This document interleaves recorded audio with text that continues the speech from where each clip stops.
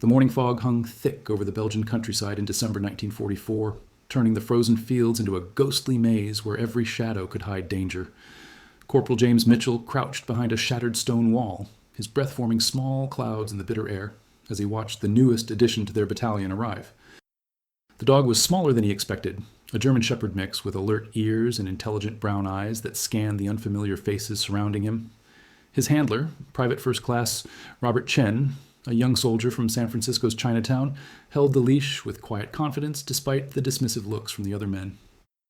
Lieutenant Hans Wagner stood among a group of German prisoners awaiting transport to the rear lines. He had surrendered 3 days earlier when his position became untenable, and now he observed the American camp with the detached interest of a professional soldier. When he saw the dog, something shifted in his expression. One of his fellow prisoners, a young conscript named Otto, laughed outright.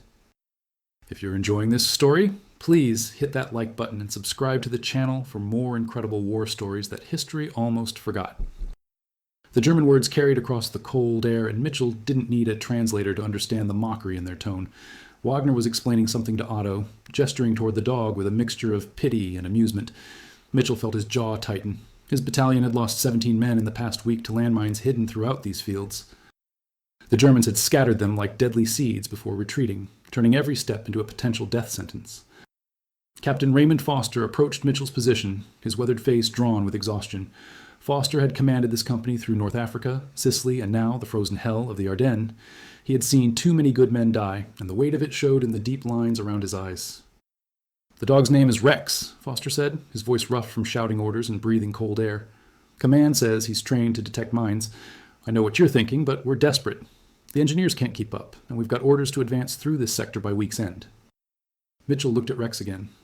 The dog sat calmly beside Chen, apparently unconcerned by the chaos of the military camp around him. Soldiers moved equipment, trucks rumbled past, and artillery thundered in the distance, but Rex remained focused on his handler, waiting for the next command.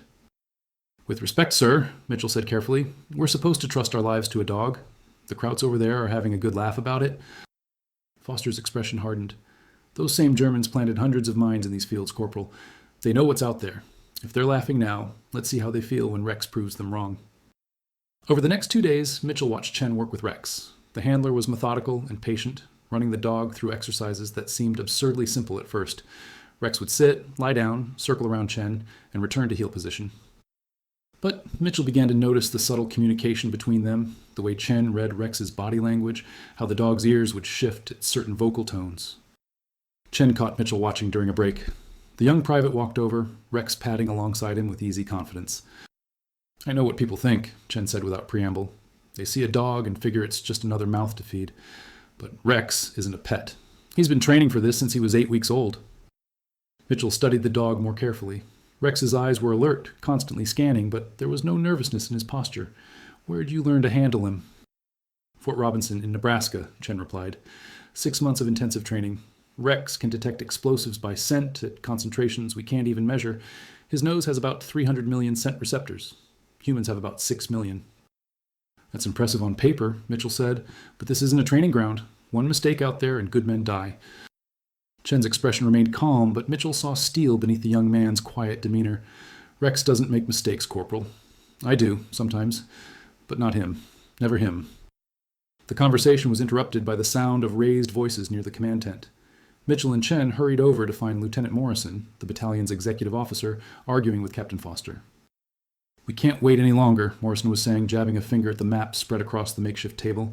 "Division wants this road cleared by 1600 hours tomorrow. The Germans are regrouping to the east, and we need this route for supplies." Foster's face was grim. "The engineers estimate 3 more days to clear that sector properly. There could be hundreds of mines out there." "Then we'll have to accept casualties," Morrison replied coldly. "This is war, Captain. Men die. But if we don't secure this route, a lot more men will die when the Germans counterattack with full supplies, and we're running on empty." Mitchell felt his stomach turn. He had served under Morrison for 6 months and had learned to dislike the man's calculating approach to warfare. Morrison saw soldiers as numbers on a spreadsheet, resources to be expended in pursuit of objectives. "There might be another option," Foster said slowly, glancing toward where Chen stood with Rex, the dog. Morrison followed his gaze and snorted. "You can't be serious." "I'm completely serious," Foster replied. "Rex is trained for exactly this kind of work. Give Chen and his dog a chance to prove what they can do." "And if the dog fails?" Morrison challenged. If we send men through based on a dog's clearance and they hit mines anyway?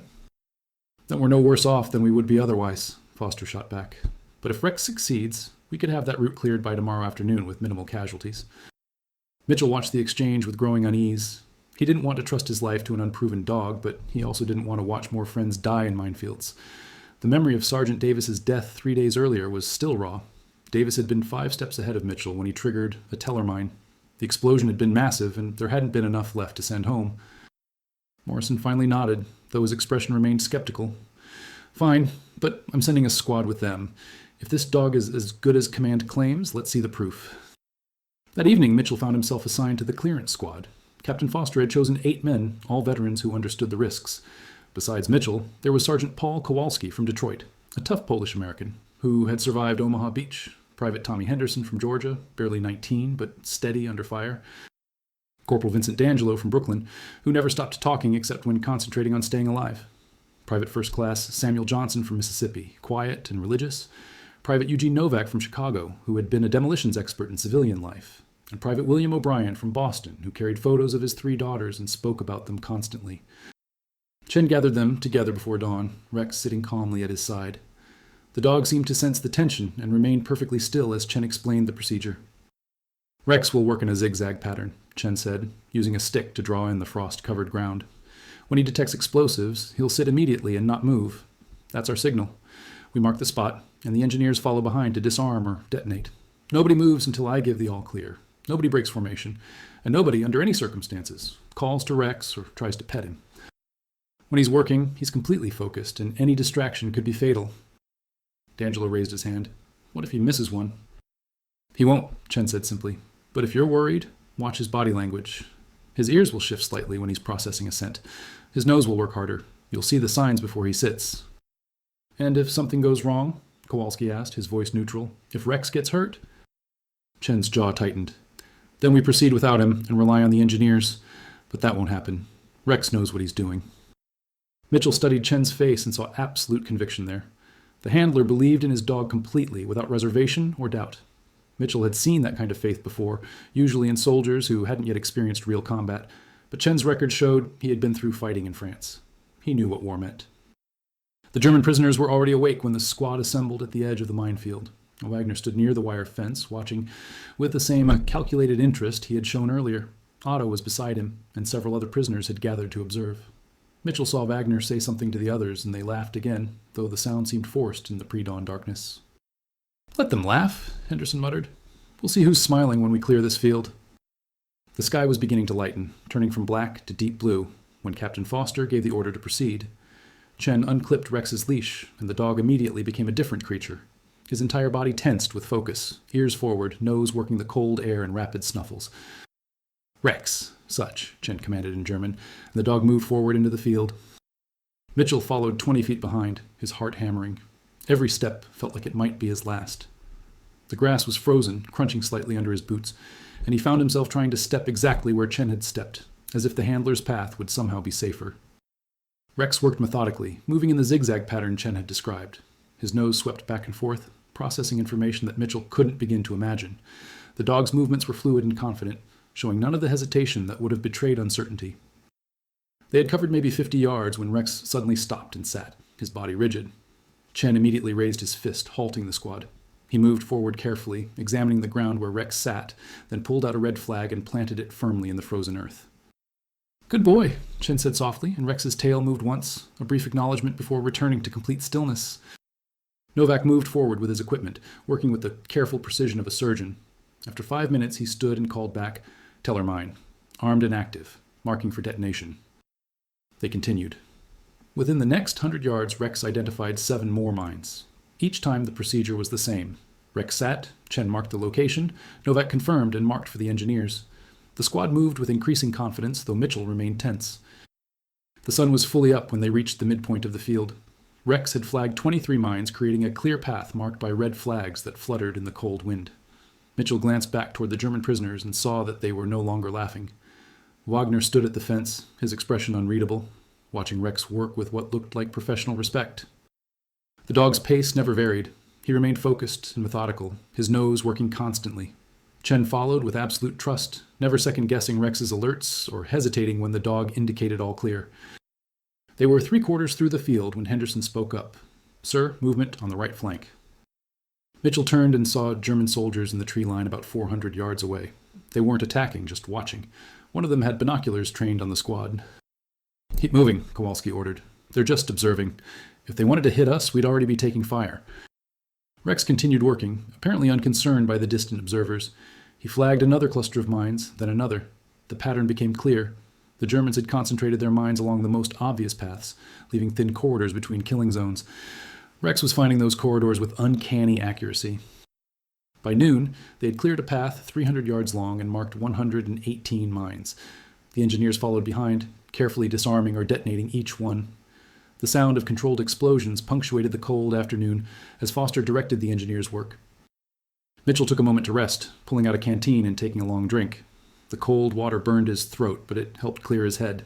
He watched Rex work another section, noticing how the dog's movements had become almost ritualistic in their precision. Each sweep of his nose followed the same pattern, each step placed with calculated care. Henderson joined him, sitting heavily on a fallen log. "That dog's got more discipline than half the men in this battalion," the young Georgian said, shaking his head in amazement. "My daddy had hunting dogs back home, best coonhounds in 3 counties, but they were nothing like this." Mitchell nodded. "This is different. Hunting dogs follow instinct. Rex follows training and trust. He's not chasing prey, he's saving lives." The distinction seemed important, though Mitchell wasn't entirely sure why. Perhaps it was because Rex's work required him to suppress natural instincts, to approach danger rather than avoid it, to remain calm when every animal instinct must be screaming at him to run. That took a different kind of courage, one built on the relationship between handler and dog. Chen approached them during the next break, Rex at his side. The handler looked exhausted but focused. Mitchell noticed the careful way Chen checked Rex over, examining his paws for cuts, feeling along his legs for any signs of strain or injury. "How's he holding up?" Kowalski asked, joining their small group. "Better than I am," Chen admitted with a tired smile. "But I'm monitoring him closely. The cold affects his nose slightly, makes scent detection harder. He's compensating well, but I don't want to push him past his limits." D'Angelo wandered over, curiosity evident on his face. "So how's it actually work? The smelling thing, I mean. How does he know what's a mine and what's just dirt?" Chen sat down, and Rex immediately lay beside him, head resting on his handler's boot. Explosives give off vapor, microscopic particles that disperse into the air and soil. Rex is trained to recognize the specific chemical signatures of TNT, RDX, and other common explosives. When he detects those signatures at certain concentrations, he alerts. "But there's got to be a million different smells out there," D'Angelo persisted. "How does he filter through all that?" Chen's expression showed the pride of a teacher whose student had asked exactly the right question. "That's the remarkable part. A dog's brain devotes about 40 times more processing power to scent analysis than a human brain does. Rex can isolate individual scents in a complex environment the way we can pick out individual instruments in an orchestra. He smells in layers, in dimensions we can't even comprehend." O'Brien had joined them now, along with Johnson and Novak. The squad had unconsciously formed a circle around Chen and Rex, drawn by curiosity and growing respect. "I heard dogs can smell cancer in people," Johnson said quietly. "That true?" Chen nodded. "Some can. They're training dogs for all kinds of medical detection now. Diabetes, seizures, even malaria. If it produces a chemical change in the body, a trained dog can potentially detect it. Makes you wonder what else they can do that we don't know about yet," Henderson mused. The conversation was interrupted by a shout from one of the engineers. They had been working on disarming one of the mines Rex had marked when something went wrong. The engineer, a young corporal named Davies, had triggered a secondary mechanism. He was trapped, lying perfectly still on the frozen ground with a pull wire wrapped around his leg. One wrong move and the mine would detonate. "Nobody move," Novak commanded, his voice cutting through the sudden tension. "Davies, stay absolutely still. Don't even breathe heavy." Mitchell felt his heart hammering as he watched Novak approach the trapped engineer with agonizing slowness. Every step could trigger another mine. Every movement could spell disaster. The engineer's face was white with terror, his eyes wide and fixed on the wire around his ankle. Novak worked for 20 minutes that felt like 20 hours. His hands moved with the steady precision of a surgeon, carefully tracing the wire back to its source, identifying the mechanism, determining the safest way to disarm it. Sweat ran down his face despite the cold, and Mitchell could see his hands trembling slightly. Finally, Novak cut a specific wire and carefully unwound the trap from Davies' leg. The engineer scrambled backward, gasping with relief, and several men helped him to his feet. He was shaking so badly he could barely stand. That's what Rex saves us from, Foster said quietly, having observed the entire incident. Every mine he marks is one less chance for something like that to happen. Every alert he gives is another man who gets to go home to his family. The incident sobered everyone. The work continued, but the jokes and casual conversation stopped. Each man moved with heightened awareness, understanding viscerally what they had only known intellectually before. The ground beneath their feet was deadly, and only Rex's extraordinary ability stood between them and disaster. As afternoon shadows lengthened, Mitchell found himself studying Rex with new eyes. The dog had been working for nearly 8 hours with only brief breaks, yet his concentration never wavered. Each new section of field received the same careful attention as the first. There was no boredom in his posture, no impatience or carelessness, just steady, focused dedication to the task. Chen noticed Mitchell's observation. "You're wondering how he maintains focus for so long," the handler said. Mitchell nodded. "Most men would crack under this kind of pressure. Hell, I'm cracking, and I'm just following behind him." Chen smiled slightly. "Dogs don't experience stress the way we do. They live completely in the present moment. Rex isn't worried about what happened yesterday, or what might happen tomorrow. He's focused entirely on what's happening right now, this very second. In some ways, that makes them better suited for this work than humans." "But he must get scared," Mitchell pressed. "When he's detecting a mine, when he knows there's danger right under his nose, he must feel something." "Oh, he feels plenty," Chen agreed. "But it's not fear the way we experience it. It's more like intense focus, heightened awareness. And he trusts me completely. He knows I'll keep him safe, that I'll never ask him to do something that will hurt him. That trust is everything." "How do you build that kind of trust?" Henderson asked, genuinely curious. "Time, consistency, and respect," Chen replied. "Rex and I have been together since he was a puppy. I fed him, trained him, played with him, slept near him. I learned to read his every signal, and he learned to read mine. We communicate on a level that goes deeper than words. He's not just my dog, he's my partner." The word hung in the cold air, partner. Not pet, not tool, not equipment. Partner. Mitchell realized that was exactly what Rex was, an equal member of the team, contributing his unique abilities to their shared mission. When Chen finally called Rex back and clipped his leash, the dog seemed tired but satisfied. His tail wagged once as Chen praised him, and he accepted a drink of water from his handler's canteen. Chen poured water into his cupped hand, and Rex lapped it gratefully, then lay down with a contented sigh. Mitchell watched as Chen carefully massaged Rex's legs and shoulders, checking again for any signs of injury or strain. The handler's movements were gentle but thorough, showing the kind of care that went beyond duty into genuine affection. "You really love him," Mitchell said, not as a question but as a statement of observed fact. Chen looked up, meeting Mitchell's eyes directly. "Yes," he said simply. "I do. He's saved my life more times than I can count, not just from mines, but from loneliness, from fear, from despair. When everything else in this war seems senseless and brutal, Rex reminds me that there's still loyalty and dedication and pure goodness in the world.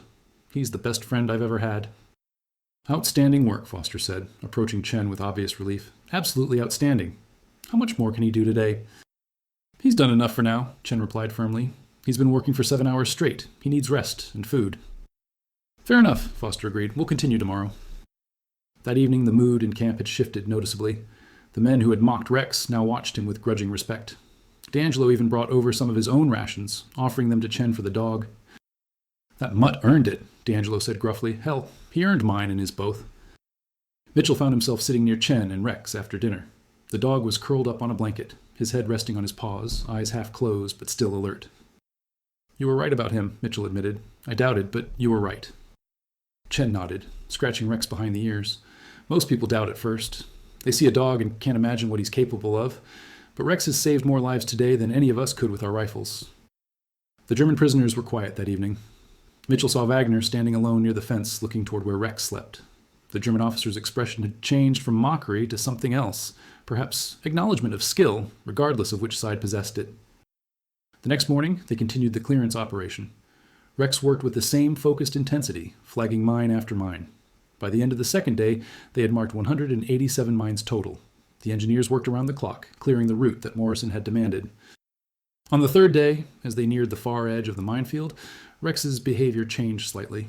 His ears went flat, and his nose worked with increased urgency. Chen immediately called a halt, studying his dog carefully. "Something's different here," Chen said quietly. "Rex is detecting something unusual." Novak moved forward with his equipment, scanning the area where Rex had indicated concern. After several minutes, he straightened, his face pale. "Jesus Christ," Novak breathed. "It's not just mines. They've got a whole demolition set up here. Big charges, probably 500 pounds of explosive. If we'd kept going, if Rex hadn't caught this, the whole squad would have been vaporized. Foster came forward personally to inspect Novak's findings. The captain's hands shook slightly as he examined the concealed explosives, hidden so carefully that even trained engineers might have missed them until too late. "Get the engineers up here," Foster ordered. "And someone get that dog a steak. Hell, get him 2 steaks. By the evening of the 3rd day, the entire route was cleared. The final count was 206 mines, plus the massive demolition trap that could have killed dozens. Rex had detected every single one, never missing an alert, never making a mistake. Captain Foster called the squad together for a briefing. Morrison was there as well, though the executive officer looked distinctly uncomfortable as Foster spoke. "Thanks to Private First Class Chen and his dog Rex," Foster said formally, "we have cleared this route with 0 casualties. 0. In contrast, the route south of here cost us 14 men before they gave up trying to push through. What Rex accomplished in 3 days would have taken weeks by conventional means, assuming we could have done it at all." Mitchell watched as Chen stood at attention, Rex sitting calmly beside him. The dog seemed to understand the significance of the moment, his ears forward, his eyes bright. "Command has requested that Chen and Rex remain with this battalion," Foster continued. "Their skills are too valuable to transfer elsewhere.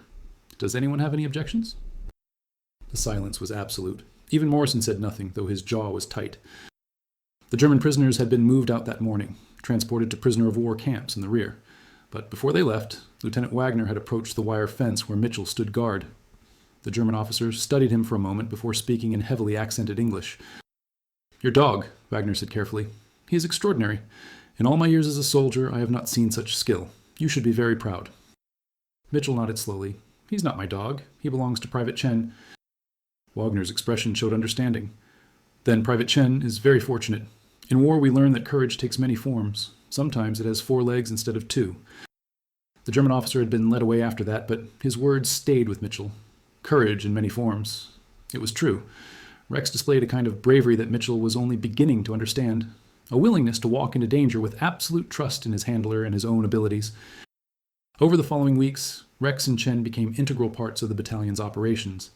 They cleared paths through minefields, detected booby traps in abandoned buildings, and even located hidden explosives in supply dumps the Germans had sabotaged before retreating. Rex's count of detected mines passed 300, then 400. The men stopped seeing Rex as just a dog. He became one of them, a soldier who did his job with unwavering dedication. D'Angelo made a small bed for him out of salvaged materials, carefully constructing a frame from wooden crates and padding it with spare blankets. He worked on it for 3 evenings, measuring and adjusting until it was perfect, then presented it to Chen with uncharacteristic shyness. "Figured the hero deserves better than sleeping on cold ground," D'Angelo said, looking embarrassed by his own thoughtfulness. Rex had sniffed the bed cautiously, then circled 3 times before settling into it with a satisfied grunt. From that night on, it was his favorite spot in camp. O'Brien carved a small wooden dog tag with Rex's name on it, spending hours with his pocket knife to get the letters just right. He attached it to Rex's collar alongside his official army tags, and the dog wore it with what seemed like pride. Henderson always made sure Rex had extra rations, quietly setting aside portions of his own meals to ensure the dog ate well. The transformation in the men's attitudes was profound. They had gone from mockery to respect to something deeper, genuine affection. Rex had become the battalion's mascot and morale booster. On difficult days, when the fighting was brutal and losses mounted, the men would gather around Rex, finding comfort in his calm presence and steady reliability. Mitchell observed these changes with fascination. He had seen men bond with each other in combat, forming friendships forged in shared danger. But the relationship between the battalion and Rex was different. The dog asked nothing of them except occasional pets and treats, yet gave them something invaluable, a reminder that not everything in war was about killing and dying. Rex's work was purely about saving lives, about protection rather than destruction. One evening in early February, a replacement soldier arrived, a young private named Thomas Garrett from Ohio. Garrett was fresh from training, barely 20 years old, his uniform still relatively clean, and his eyes still holding that mixture of excitement and terror that marked all new soldiers. Mitchell was assigned to orient Garrett to the unit's procedures. As they walked through camp, Garrett's eyes kept returning to Rex, who was resting near Chen's tent. "Is that the dog?" Garrett asked, his voice hushed with something like awe. "The one everyone's talking about?" "That's Rex," Mitchell confirmed. "Best mine detector in the European theater. Saved more lives than any 10 soldiers you'll ever meet." Garrett approached slowly, hand extended. "Can I pet him?" Chen looked up from cleaning his equipment and nodded. "He's off duty now. Go ahead." Garrett knelt beside Rex, running his hand over the dog's head with reverent gentleness. Rex accepted the attention calmly, his tail thumping once against the ground. "My kid brother loves dogs," Garrett said softly, emotion thick in his voice. "I promised him I'd come home. Knowing this dog is here, that he's keeping us safe from mines, that makes that promise feel more possible, you know?"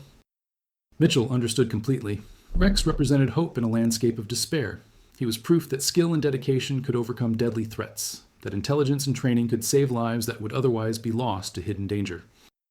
The next morning, Garrett's squad was assigned to clear a warehouse complex on the edge of a small town. Rex and Chen went with them, working methodically through the buildings. The Germans had been thorough in their sabotage, rigging walls, floors, and doorways with explosives designed to kill anyone attempting to reclaim the structures. Rex worked each room with his characteristic focus, his nose processing thousands of individual scents to isolate the chemical signatures he was trained to detect. In one warehouse, he alerted on what appeared to be a simple support beam. The engineers investigated and found a sophisticated device hidden inside the wooden structure, powerful enough to collapse the entire building. "Jesus," Garrett breathed, watching from a safe distance. "He just saved all of us." "That's what he does," Mitchell said quietly. "Every day, every mission, he saves us." They found 17 explosive devices in that warehouse complex. Every single one was marked by Rex before any man came close enough to trigger it. By the end of the day, Garrett looked at Rex with the same devotion that the veteran showed. That evening, Foster called Mitchell to the command tent. The captain looked tired, worn down by months of continuous combat, but there was satisfaction in his expression. "Division is sending observers tomorrow," Foster said without preamble. "They want to see Rex work, document his methods, train other handlers. Word has gotten out about what he can do, and every commander in the theater wants their own mine detection dog." "That's good, isn't it?" Mitchell asked. "More dogs like Rex means more lives saved." Foster nodded slowly. "It is good. But it also means pressure on Chen and Rex. They'll be expected to perform, to prove their methods work consistently. I trust them completely, but I wanted you to know what's coming." The observers arrived the next day, a colonel from Division G2, 2 intelligence officers, and 3 handlers with their own dogs, all eager to learn from Rex's success. Mitchell watched Chen's expression tighten as he realized he and Rex were being evaluated, judged, used as a standard for others to match. The colonel wanted a demonstration, naturally. A test field was prepared, with engineers secretly placing inert training mines throughout a cleared area. Rex would work the field while the observers watched, documenting his every move. Mitchell stood with Chen as they prepared for the demonstration. He could see the tension in his friend's shoulders, the way his jaw was clenched. "He'll be fine," Mitchell said quietly. "Rex has never failed. He won't start now." "I know," Chen replied. "But this feels different, like we're performing in a circus instead of doing our job. Rex doesn't understand why all these people are watching. It might affect his focus." The demonstration began. Rex entered the test field with his usual confidence, but Mitchell could see subtle differences in his behavior. His ears swiveled toward the observers more frequently than normal. His pace was slightly faster, as if he sensed Chen's anxiety and was trying to complete the task quickly. Despite these minor variations, Rex's performance was flawless.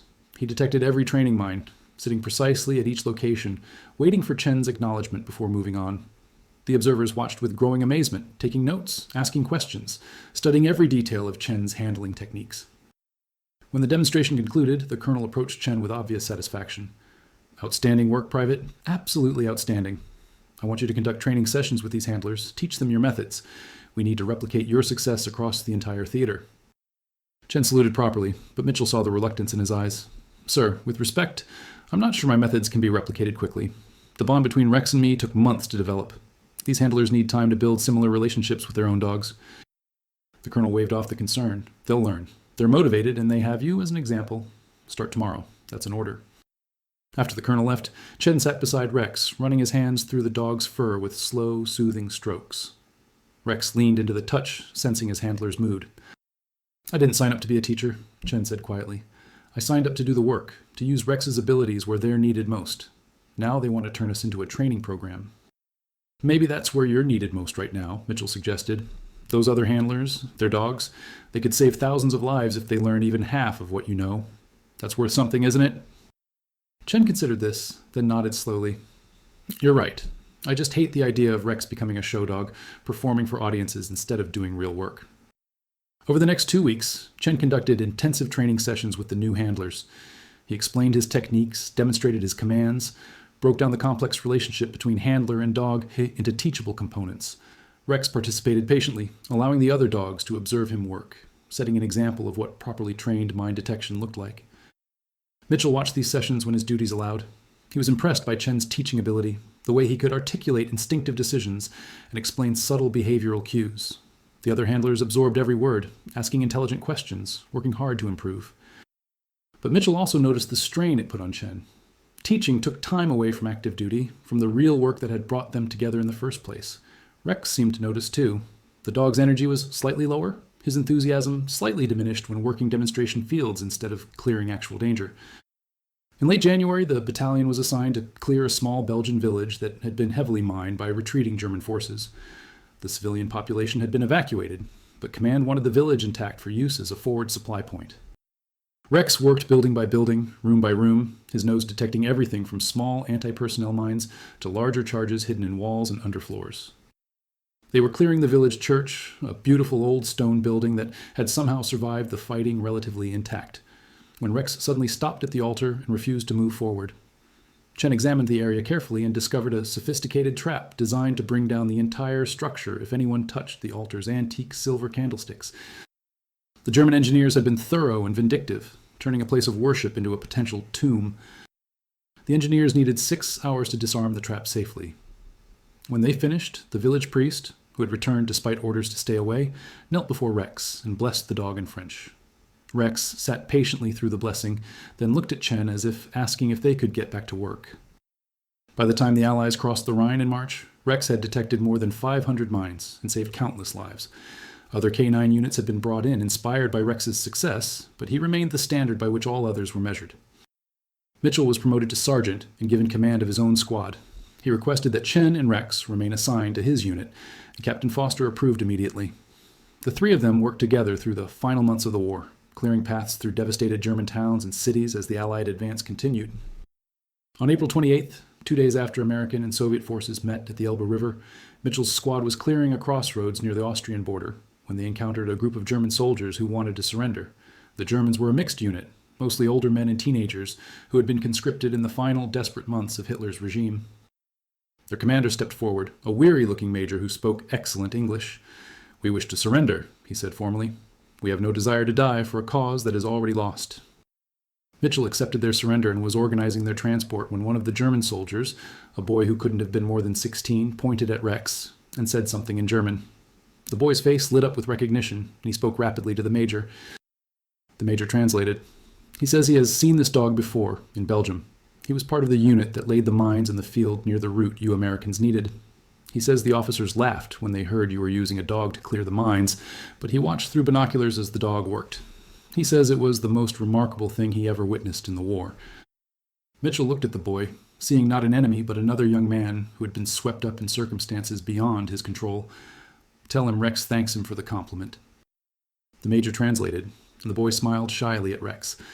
The dog regarded him calmly, then looked at Chen, waiting for his next command. The war in Europe ended 10 days later. Mitchell, Chen, and Rex were stationed in a small German town while military officials began the complex process of occupation and reconstruction. The mines didn't stop just because the fighting had ended. German engineers had seeded thousands of them throughout the countryside, and they continued killing civilians who ventured into areas marked as dangerous. Rex kept working. He cleared farmland so displaced families could return to their homes.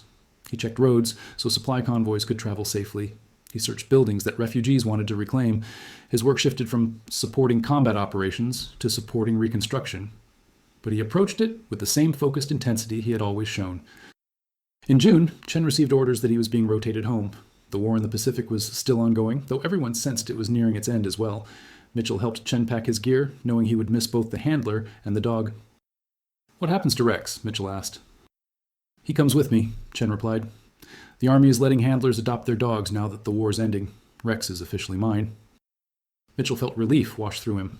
He had worried that Rex might be left behind, or worse, euthanized like some military animals had been after previous wars. Good. He deserves a home. Chen smiled. He'll have one. There's a little house waiting in San Francisco. Small yard, quiet street. Rex can spend the rest of his life chasing squirrels and sleeping in the sun. The image made Mitchell smile despite his sadness at their departure. Sounds like a good life for a hero. The night before Chen and Rex left, the entire company gathered for an informal ceremony. Captain Foster presented Chen with a bronze star for his work throughout the campaign. Then, to everyone's surprise, Foster produced another medal, a custom piece that someone in the engineering corps had fabricated. It showed a sitting dog surrounded by a circle of stars. "This is unofficial," Foster said, his voice gruff with emotion. "But every man in this battalion agreed Rex earned it. So from all of us, to a soldier who never faltered, never failed, and saved more lives than we can count." He fastened the medal to Rex's collar. The dog sat perfectly still, accepting the honor with quiet dignity, then looked up at Chen with absolute trust. Mitchell watched Chen and Rex drive away the next morning, heading toward the port where they would board a ship for home. He felt the weight of everything they had been through together, all the dangerous fields crossed, all the lives saved. A small dog had come into their battalion as an object of mockery and left as a legend. The years passed. Mitchell returned home to Virginia, married his sweetheart Mary, and started a family. He worked as a civil engineer, applying the skills he had learned in the war to peacetime construction. But he never forgot those months in Belgium and Germany, walking behind Chen and Rex, trusting his life to a dog's extraordinary nose and unwavering courage. He received a letter from Chen in 1947, accompanied by a photograph. It showed Chen in civilian clothes, kneeling beside an older Rex in a sunny backyard. The dog's muzzle was graying, but his eyes were still bright and alert. "Rex is doing well," Chen had written. "He still patrols the yard every morning, checking for threats that aren't there. Sometimes I think he misses the work, but mostly he seems content. He's earned his rest. We both have." Mitchell wrote back immediately, sharing news of his own family, his new job, his struggle to adjust to civilian life. The correspondence continued regularly. Chen described Rex's retirement activities, how the dog had become beloved in the neighborhood, how children would come by just to pet the famous war dog. Rex seemed to enjoy the attention, Chen wrote. But there was something in his eyes sometimes, a distant look, as if he remembered the fields and the work and the purpose that had defined so much of his life. In 1949, Mitchell received another letter, this one with different news. Rex had been diagnosed with arthritis in his hips, a common condition for German shepherds, but one accelerated by the hard work and long hours of his military service. Chen was managing it with medication and gentle exercise, but the dog was slowing down noticeably. "He still wants to work," Chen wrote. "When I get his leash, he perks up with that old enthusiasm, ready to go detect mines that aren't there. But after a short walk, I can see the pain in his movements. It breaks my heart that his body can't keep up with his spirit." Mitchell felt a deep sadness reading those words. Rex had given so much, worked so hard, saved so many lives. The arthritis was a cruel reward for his service, a reminder that even heroes age and suffer. More letters came over the following months. Chen described making accommodations for Rex, building ramps so he didn't have to navigate stairs, getting a special orthopedic bed, spending small fortunes on treatments to ease his pain. The dog remained cheerful despite his limitations, still greeting Chen with tail wags and happy barks, still patrolling the yard each morning, moving more slowly but maintaining his routines. In early 1952, Chen's letter brought the news Mitchell had been dreading. Rex's health was failing rapidly. The arthritis had progressed significantly, and other age-related conditions were emerging. The veterinarian had suggested that Rex was in constant pain now, that his quality of life was diminishing. "I don't know how much longer he has," Chen wrote, his grief evident even in the careful handwriting. "Every day I hope for more time, but I also don't want him to suffer. He's been such a good friend, such a loyal partner. I owe him a peaceful end, even though the thought of losing him tears me apart." Mitchell immediately made arrangements to travel to San Francisco. Some things required presents, not letters. Some goodbyes needed to be said in person. When he arrived at Chen's house, he found his friend sitting in the backyard with Rex lying on a cushion in the sunshine. The dog was a shadow of his former self, thin and frail, his breathing labored. But when Rex saw Mitchell, his tail moved weakly, and his eyes showed recognition. Mitchell knelt beside him, running his hand gently over Rex's head. "Hey there, soldier," he said softly, his voice breaking. "Still on duty, I see." "Always on duty," Chen said, sitting down beside them. "Even now, even like this, he watches everything. Checks the perimeter, makes sure we're safe." They sat there for a long time, two veterans and a dying war dog, sharing memories in the warm California sun. Chen told stories Mitchell had never heard, moments from training and deployment before the battalion had received them. Mitchell shared his own memories, the fear he'd felt walking behind Rex, the absolute trust he'd learned to place in the dog's abilities. Rex seemed to listen, his eyes moving between them as they spoke, as if he understood and appreciated that they were honoring him, acknowledging what he had meant to them. Other visitors came over the next few days. Kowalski arrived from Detroit, taking emergency leave from his job at an automotive plant. D'Angelo came from Brooklyn, his loud personality subdued by sadness. Henderson traveled from Georgia, now a teacher at a small-town school. They gathered around Rex, a reunion of soldiers brought together by the dying of their four-legged comrade. Each man spent time alone with Rex, saying private goodbyes. Mitchell watched O'Brien pull out a photo of his daughters, now grown women, and show it to Rex. "Because of you," the Irishman said, tears streaming down his face. "Because of you, I got to see them grow up. Thank you doesn't begin to cover it." Rex died peacefully 3 days after Mitchell's arrival, surrounded by Chen's family and the soldiers he had served beside. He slipped away quietly in the afternoon sunshine, Chen holding him gently, whispering thanks and love. The burial was small but dignified. Chen had prepared a spot in the backyard, beneath a large oak tree where Rex had often napped in the shade. They wrapped him in a military blanket, one of the few possessions Chen had kept from the war, and lowered him into the ground with careful reverence. Captain Foster had sent a flag, an American flag that the veterans used to cover the grave during the brief ceremony. Each man said a few words, speaking about what Rex had meant to them, how he had changed their understanding of courage and loyalty. Mitchell attended the funeral, traveling across the country to pay his respects. He stood with Chen, Kowalski, D'Angelo, Henderson, and a dozen other veterans who had served with Rex. They told stories about the dog's incredible nose, his unshakable courage, his quiet dignity under fire. As Mitchell stood there in the California sunshine, he thought about Lieutenant Wagner's words at the wire fence in Belgium. Courage takes many forms. Sometimes it has 4 legs instead of 2. It had taken him time to understand what the German officer meant, but he understood it completely now. Rex had been more than a dog, more than a tool of war. He had been a soldier who served with honor, who saved lives through skill and dedication, who never wavered in his duty. The men who had mocked him at the beginning learned to love him by the end, and their lives were immeasurably richer for having known him. Mitchell placed his hand on the stone marker, feeling the rough surface of Chen's careful carving, and whispered a final goodbye to a friend who had taught him that heroism isn't about size or species, but about heart. And Rex had the biggest heart of any soldier Mitchell had ever known. In the decades that followed, stories about Rex spread among veterans groups and military historians. Books mentioned him briefly, though often his accomplishments were attributed to generic war dogs rather than one specific hero. But the men who served with him never forgot. They told their children and grandchildren about the German shepherd mix who walked into minefields without hesitation, whose nose saved hundreds of lives, whose courage never failed. Chen kept Rex's collar with its unofficial medal, and when he died in 1985, his will specified that it should be donated to the National War Dog Memorial.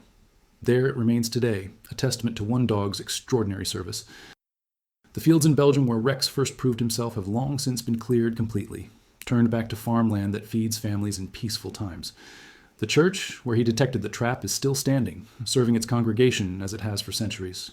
The roads he cleared carry traffic daily, no longer marked by the red flags that once warned of death beneath the frozen ground. But in the memories of those who served with him, Rex remains forever young, forever alert, forever moving forward into danger with absolute trust in his handler and absolute dedication to his mission. He stands as a reminder that in humanity's darkest hours, courage and loyalty can come from the most unexpected places, and that sometimes the greatest heroes are the ones who never sought glory, who simply did their duty with quiet excellence, one careful step at a time. The laughter of those German soldiers that cold December morning in 1944 faded quickly when Rex proved his worth. What replaced it was respect, earned through dedication and skill, transcending the boundaries of war. Rex didn't understand nationalism or ideology. He understood his job, his handler, and his purpose. That was enough to make him legendary.